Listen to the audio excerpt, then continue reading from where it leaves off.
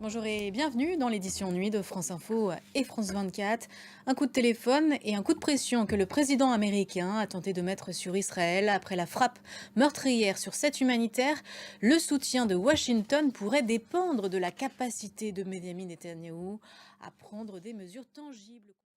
Et Israël annonce ce jeudi soir qu'il laissera passer des camions d'aide humanitaire au point de passage d'Erez, tout au nord de l'enclave, et par le port d'Ashdod. Livraison temporaire. Un communiqué publié quelques heures seulement après donc cette mise en garde de Joe Biden. La Maison-Blanche, après cette nouvelle annonce, demande une mise en œuvre rapide. Hommage ce jeudi soir en Iran, l'ayatollah Khamenei s'est recueilli devant les cercueils de 7 militaires tués au consulat iranien de Damas. La petite phrase d'Emmanuel Macron qui veut dire beaucoup, elle concerne le génocide au Rwanda alors qu'on approche du 30e anniversaire, c'était en 1994. La Cour d'assises spéciale de Paris a rendu ce jeudi son verdict dans le procès de l'attentat du marché de Noël de Strasbourg, c'était en 2018.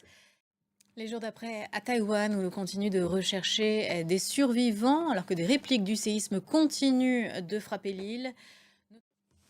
Et on reste en Asie, mais cette fois au Japon, avec la saison préférée des romantiques. C'est le printemps avec les cerisiers en fleurs. À Tokyo, habitants et touristes affluent dans les parcs afin d'admirer la floraison, tout de même tardive cette année en raison d'une fraîcheur printanière particulière. Image commentée par Florent Rodeau. Et c'est sur ces belles images que se termine ce journal. Merci à vous de l'avoir suivi. Restez avec nous sur France 24 et sur France Info. On se retrouve pour une prochaine édition dans une quinzaine de minutes. À tout à l'heure.